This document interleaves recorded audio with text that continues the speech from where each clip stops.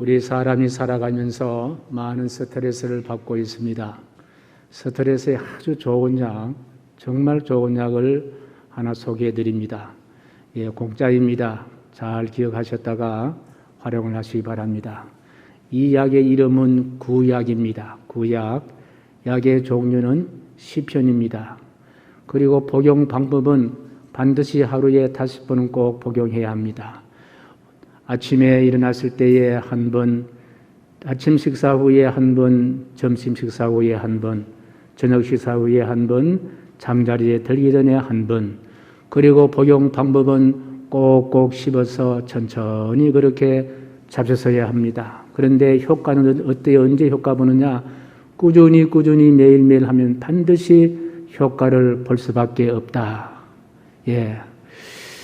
여러분, 시편 23편만이 우리에게 스트레스를 풀 수 있는 약이 아닙니다. 시편 전체의 말씀은 우리에게 참으로 좋은 그와 같은 명약입니다. 때로는 보약일 수가 있고요, 때로는 치료약일 수가 있고, 때로는 건강기능식품일 수도 있습니다. 그래서 앞으로 3주일 동안 시편 150편을 설교를 할 텐데, 이 시편 150편에 푹 잠기면은 여러분 영혼이 잘 되고 범사가 잘 되고 강건하게 될 줄로 확신합니다.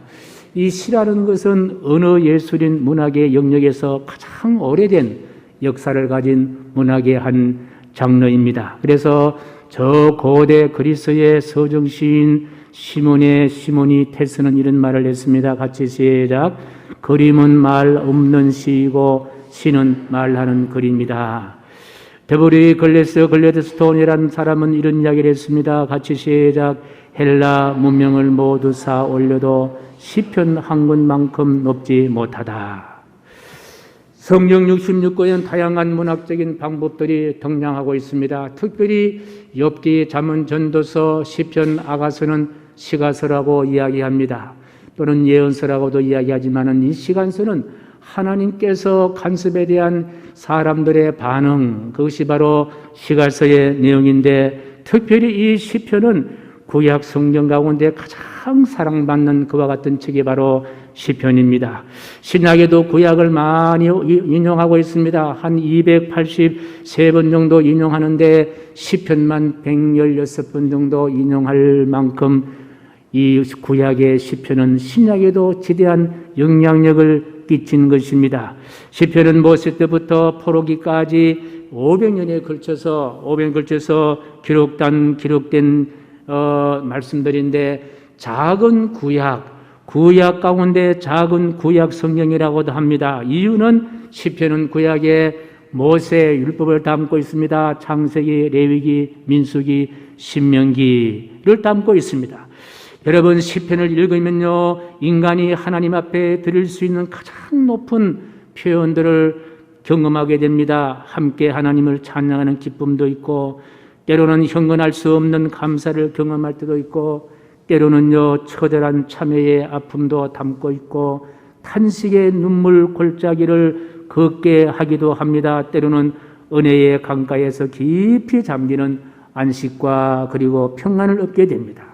저는 이 시편 기자를 역사적으로 한 3가지 종류로 분류를 해보았습니다. 첫 번째로 BC 1020년에서 970년까지 같이 시작. 시 1편에서 41편 내용은 구약의 창세기.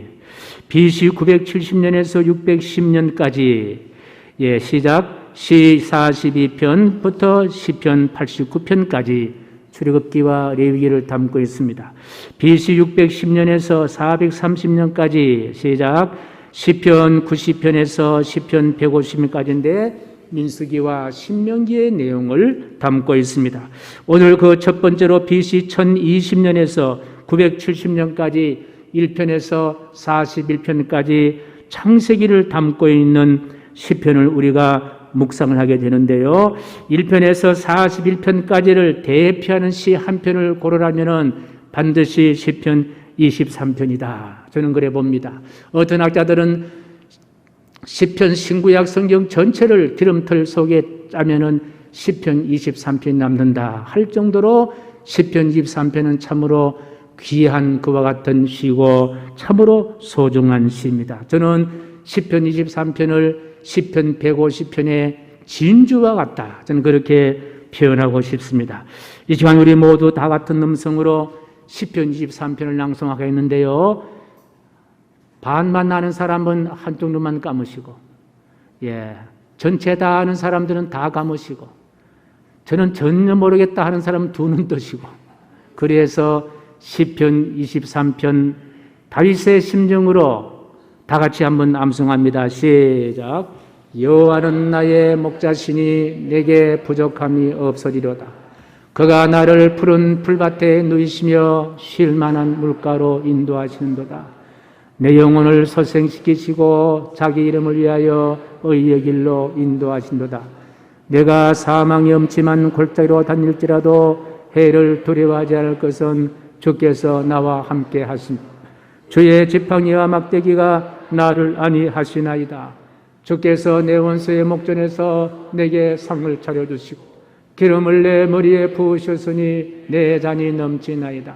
내 평생의 선하심과 인자심이 반드시 나를 따르리니 내가 여호와의 집에서 영원히 살리로다. 모두가 눈을 감으시니 보니까 다 암송하시네요. 연세가 드시면은요, 암송해도 잊어버릴 수가 있습니다. 그러니까 매일 하루에 몇 번씩, 5번씩. 누군가가 쉬는 그리움의 소산이라고 이야기합니다.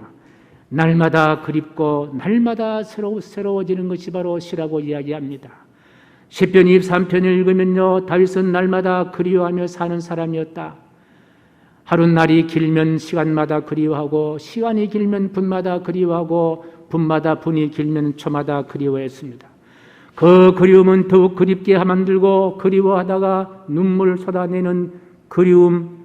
다윗이 무엇을 그렇게 그리워했을까? 떠나가는 사랑하는 사람을 그리워했을까? 아니면은 가족들을 그리워했을까? 친구를 그리워했을까? 권력을 그리워했을까? 다윗이 그리워한 것은 바로 여호와 하나님. 여호와 하나님.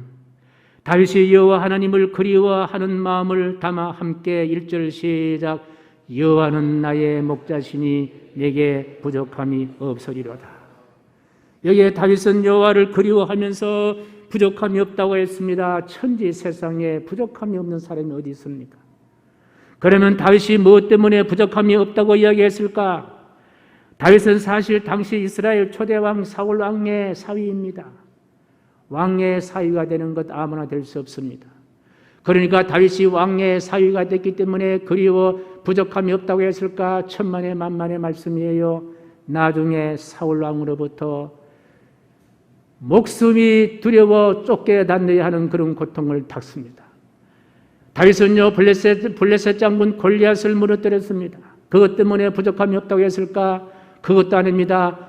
골리앗을 무너뜨린 것이 죄가 되어서 다윗은 미움을 받고 도망 다녀야 했습니다. 그럼 나중에 다윗이 왕이 되었습니다. 왕이 되었기 때문에 부족함이 없다고 했을까? 그것도 아닙니다. 나중에 왕이 되고 난 다음에 아들 압살롬부터 생명의 위협을 느껴서 왕위를 버리고 신발도 신지 못하고 기도로 시냇가로 도망가야 할 것과 같은 신세입니다. 그러면 다윗이 도대체 무엇 때문에 부족함이 없다고 했을까? 여호와가 나의 목자시니, 여호와는 나의 목자시니, 여호와 하나님이 다윗의 목자였기 때문에 다윗은 부족함이 없다, 그렇게 고백을 했습니다.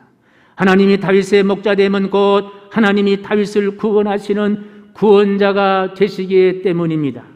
다윗에게 여호와 하나님은 전부였습니다. 다윗에게 여호와 하나님은 생명이었습니다. 다윗에게 여호와 하나님은 삶이었고 전체였습니다. 지금 다윗은 여호와 하나님을 자신의 목자로 표현하고 있습니다. 그리고 자신은 어린 양으로 그렇게 묘사하고 있습니다. 저는 이 표현을 볼 때 저도 시를 씁니다. 어떻게 이렇게 멋진 표현을 담아낼 수 있을까? 읽을 때마다 마음의 감동과 감탄사가 터져나옵니다. 아마도 다윗은 어릴 때에 팔신 들편에 바짝 마른 건기 때에 건기가 지나고 이제 우기철에 되면은 바짝 마른 팔신 지방에 풀이 소록소록 돋아납니다.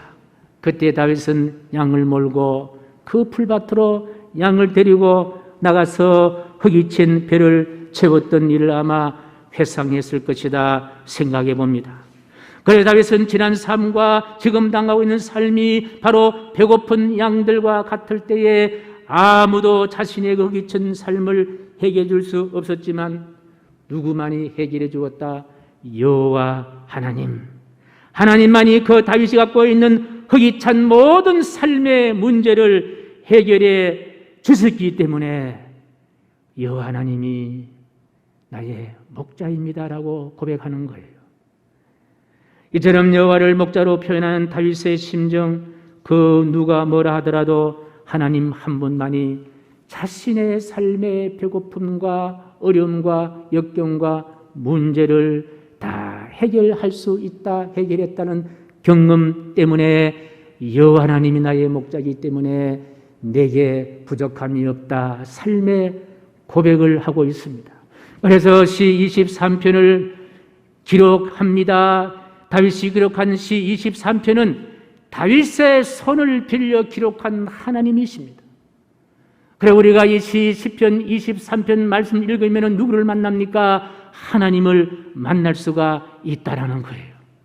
이 시편 1편에서 150편까지 도저히 흘러 넘치는 하나님의 은혜의 강줄기, 하나님을 우리는 뜨겁게 깊게 만나는 곳이 바로 시편 23편의 말씀입니다. 이를 두고 미국 예일대학에서 철학 박사 학위를 받고 구약을 중점적으로 연구한 학자이자 교수인 버나드 앤더슨 교수는 이 교수님이신데 시편 23편의 가치를 아래와 같이 이야기하고 있습니다. 시편 23편은 수많은 사람들의 가슴을 감동시켜 왔다라고 이야기하면서 시편 23편은 아이들의 마음속에 외웠고 간직히 해야 할 말씀이다. 시편 23편은 어른들이 인생의 난국에 처했을 때에 극복하도록 지지하는 말씀이다. 시편 23편 말씀은 임종을 맞이하는 사람들의 입술에도 평화와 기도가 되었던 말씀이 시편 23편 말씀입니다. 시편 23편 말씀은 하나님 한 분만이 뱃속에서 무덤에 이르는 한평생 의미를 줄 수 있는 말씀이다. 시편 23편보다 더 강렬하게 표현되는 시는 없다. 이렇게 극찬합니다. 아마도 더 표현할 수 있다면 더 큰 표현이 있을 거예요. 저는 시편 23편을 우리 몸의 심장과 같다, 저는 그렇게 표현하고 싶습니다. 특히 프랑스 유명한 철학자 베르그송은 이런 이야기를 했습니다. 같이 시작.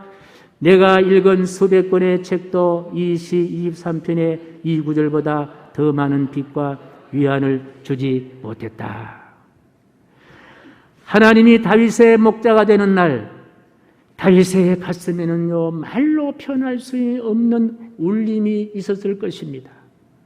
그 울림이 크고 넓고 깊은 세계를 열어 보였기 때문에 바로 다윗은 그 큰 울림을 213자 시편 23편에 담고 있습니다. 시편 23편은 하늘의 별처럼 세상의 어둠을 밝히는 별빛이었습니다.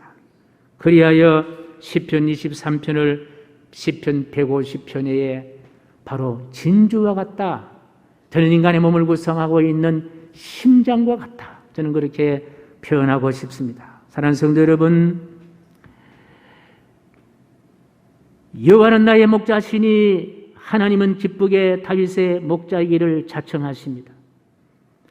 양들의 삶이 안전하고 행복한가의 대답은 오직 목자에게 있듯이 여호와는 나의 목자시라는 다윗의 이 고백은 다윗이 지금 안전과 행복은 반드시 여호와 하나님 안에 있다라는 그런 고백입니다. 그래서 성도가 된다는 것은 무슨 말씀입니까? 여호와 하나님이 우리 삶의 대답이기를 원하는 사람입니다. 성도로 산다는 것은요, 여호와 하나님을 나의 목자로 사는 삶이 성도로 살아간다는 그와 같은 의미입니다. 여러분, 신앙이라는 것은 하나님을 나의 목자로 삼고 하나님의 인도하심을 받는 생활이 바로 신앙의 생활이에요. 하나님을 목자로 삼느냐의 말은 하나님 앞에서 자신은 어떻다, 어떤 존재다? 어린 양의 존재라는 거예요. 저는 하나님 앞에 어린 양이 된다는 것이요, 참 아주 은혜로워요.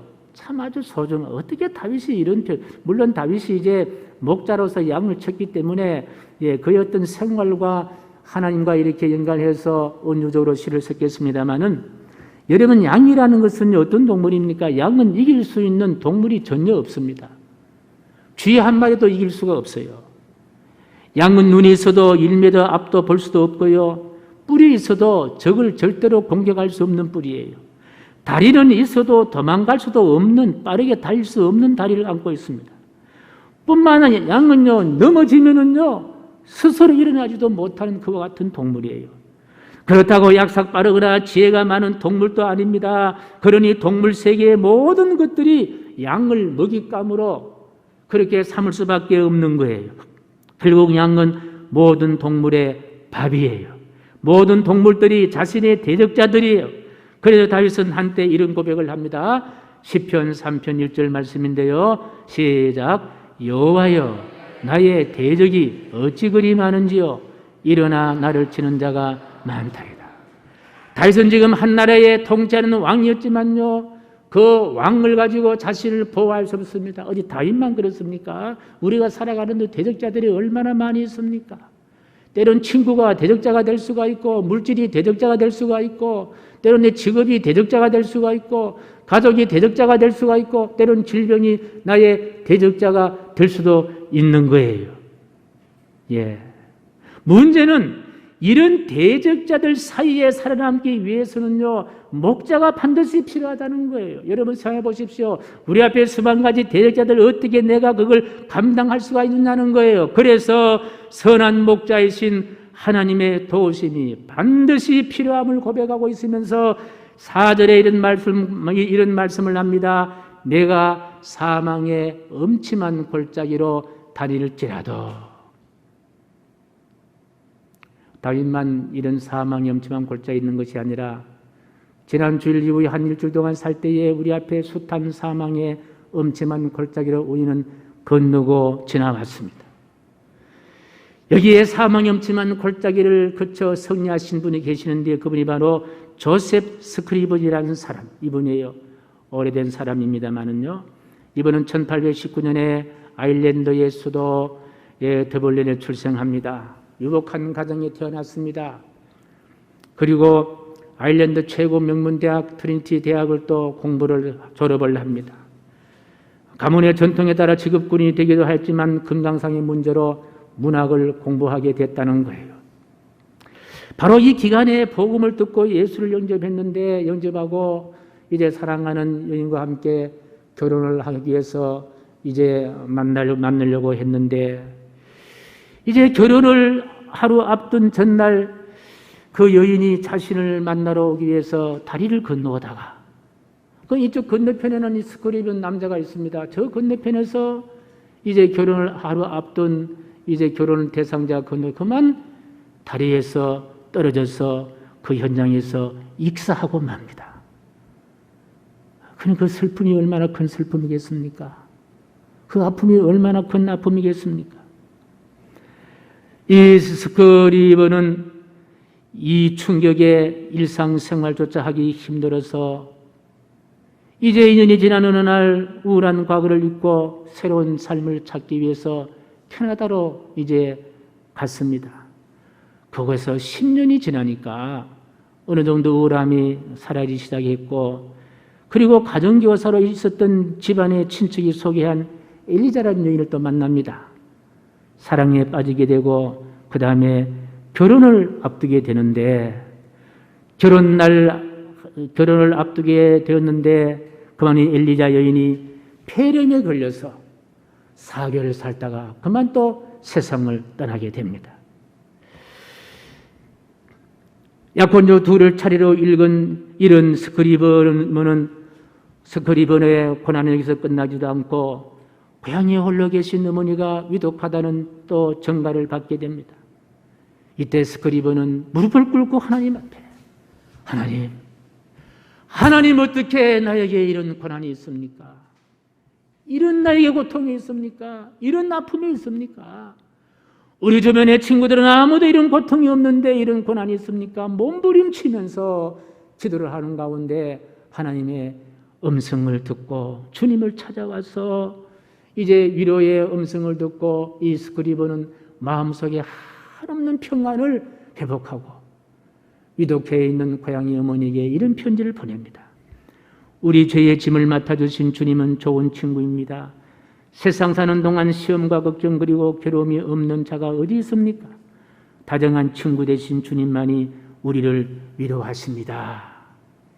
이 시에 곡이 붙여진 것이 우리가 찬송으로 부르고 있는데 바로 이 찬송이에요. 죄짐 맡은 우리 구주 어찌 좋은 친구인지 걱정 근심 무거운 짐 우리 주께 맡기세. 주께 고함 없는 고로 복을 받지 못하네. 사람들이 어찌하여 아랠 줄을 모를까. 2절 같이 부르겠습니다. 시험 걱정, 시험 걱정 모든 괴로움 없는 사람 누군가. 부질없이 낙심 말고 기도 드려 아뢰세.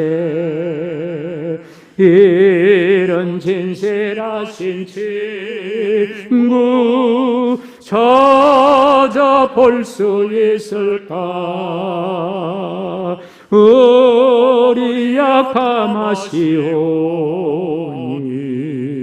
어찌 아니하릴까.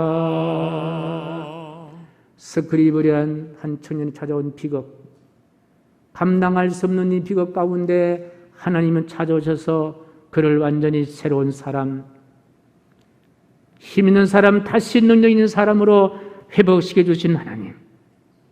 그래서 이분이 신학을 한 후에 목사님이 되셔서 연약한 교회, 작은 교회를 담임하면서 평생 동안 복음을 전가하면서 삶을 살았다는 그와 같은 간증입니다.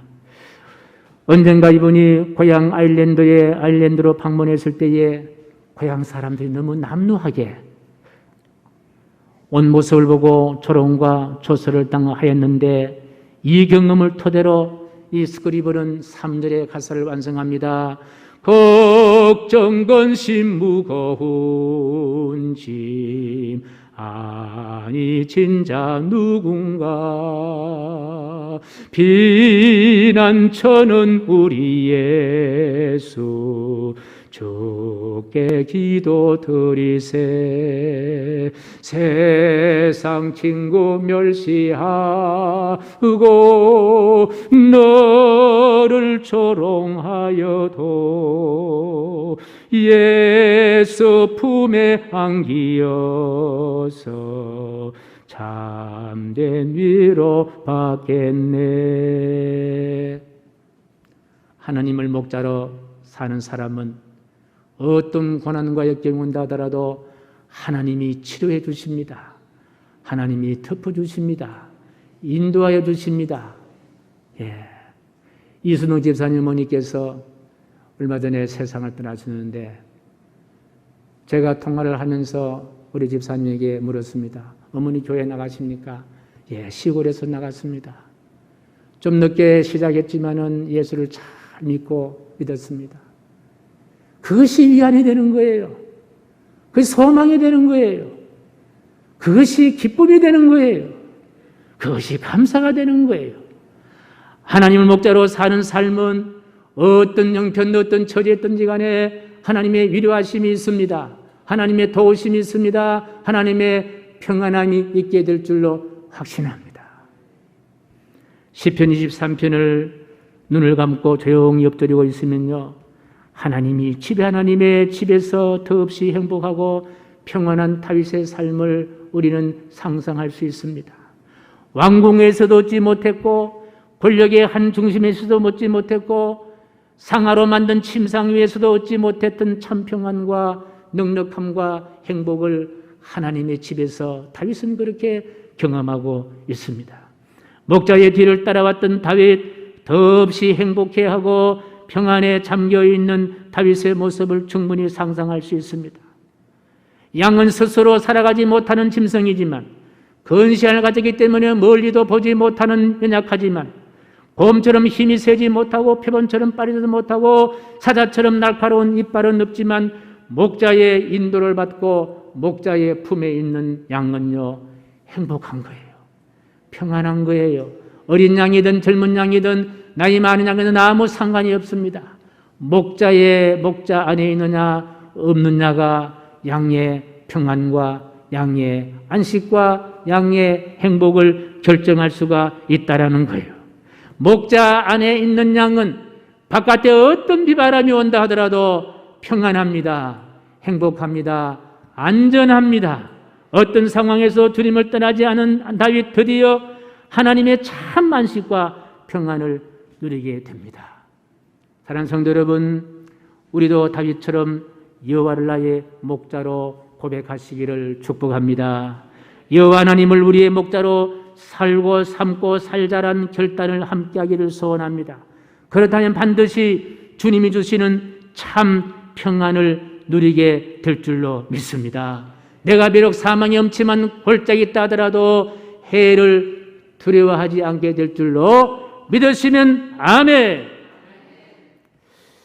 이탈리아의 안나 마난이라는 모델 겸 배우가 있습니다. 이분이 이제 중년 나이에 광고를 위한 사진을 찍게 되는데요. 사진사에 이렇게 부탁하는 거예요. 기사님, 제 주름살 절대로 지우지 마세요. 그대로 나오도록 해주세요. 보통 이 사진을 찍으면요, 주름살을 감추려 하잖아요. 예, 주름살을 펴게 하잖아요. 그런데 이분은 그렇게 말하지 않았습니다. 사진사가 그 이유를 묻자 이렇게 이야기했습니다. 안나 마나니는 대답합니다. 저는 이 주름 하나 얻는데 평생이 걸렸습니다. 이 주름 하나 만드는데 평생이 걸렸습니다. 자신의 얼굴에 주름살이 수치거리가 아니었습니다. 왜요? 여호와 하나님이 목자기 때문에 그렇습니다. 우리네 삶에 숱하게 파인 주름들이 있습니다. 고난의 주름들, 걱정의 주름들, 억울함의 주름들. 그러나 피하거나 수정하려 하지 마십시다. 그 주름살이 사망의 엄침한 골짜기에서 만들어졌기에 그 주름살 하나 만들어질 때마다 하나님이 나의 목자로서 막대기와 지팡이로 나를 안위하시고 여기까지 인도해 주셨다는 흔적 때문인 줄로 믿습니다. 그리고 다시 이렇게 한번 고백합시다. 6절 말씀이에요. 시작. 내 평생의 선하심과 인자심이 반드시 나를 따르리니 내가 여호와의 집에 영원히 살리로다. 우리는 이 땅에서 삶의 과정은요, 여호와 집으로 가는 순례객입니다. 여호와 집으로 가는 순례자의 곁에는 늘상 하나님이 목자로 함께 동행하십니다. 여호와의 집, 구원 얻는 자가 영생 복락을 누릴 하늘의 집은요, 구원으로 가는 집이다. 따라합니다. 구원으로 가는 집. 오늘도 여호와의 집을 소망하며 살아가는 한 분 한 분 되시기를 간절히 축복하면서 다시 한번 시편 23편 말씀을 찬찬히 같이 암송을 하겠습니다. 시작. 여호와는 나의 목자시니 내게 부족함이 없으리로다. 그가 나를 푸른 풀밭에 누이시며 쉴 만한 물가로 인도하시도다. 내 영혼을 소생시키시고 자기 이름을 위하여 의의 길로 인도하신도다. 내가 사망의 음침한 골짜기로 다닐지라도 해를 두려워하지 않는 것은 주께서 나와 함께 하심이라. 주의 지팡이와 막대기가 나를 안위하시나이다. 주께서 내 원수의 목전에서 내게 상을 차려주시고 기름을 내 머리에 부으셨으니 내 잔이 넘치나이다. 내 평생의 선하심과 인자심이 반드시 나를 따르리니 내가 여호와의 집에 영원히 살리로다. 아멘.